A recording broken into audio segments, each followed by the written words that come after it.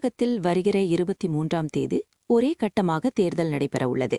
இந்நிலையில் திருவள்ளூர் மாவட்டம் திருத்தணி சட்டமன்ற தொகுதியில் தவக சார்பில் வழக்கறிஞர் சத்யகுமார் போட்டியிடுவார் என அறிவித்ததையடுத்து சத்யகுமார் நேற்று முன்தினம் வேட்புமனு தாக்கல் செய்தார். அப்போது கட்சி நிர்வாகிகளுக்கு தகவல் தெரிவிக்காமல் தனி ஒருவராக சென்று வேட்புமனு தாக்கல் செய்ததால் கட்சி நிர்வாகிகள் எதிர்ப்பு தெரிவித்து 100க்கும் மேற்பட்டோர் ஆர்ப்பாட்டத்திலும் ஈடுபட்டனர். இந்த நிலையில் கட்சி நிர்வாகிகள் யாரும் உடன் வராத நிலையில் நேற்று சத்யகுமார் திருத்தணி நகரம் முழுவதும் தனி ஒருவராக பிரச்சாரம் செய்வதை அனைத்து ஊடகங்களும் ஒளிபரப்பியதையடுத்து தலைமை அறிவுறுத்தலின் பேரில் இன்று நிர்வாகிகள் ஒன்று திரண்டு திருத்தணி பேருந்து நிலையம் பகுதியில் கூழ் குடித்தும் டிஃபன் கடையில் டிஃபன் வியாபாரம் செய்தும் மார்க்கெட் கமலா திரையரங்கம் அருகில் வியாபாரிகளிடமும் பொதுமக்களிடமும் தீவிர வாக்கு சேகரிப்பில் ஈடுபட்டார்.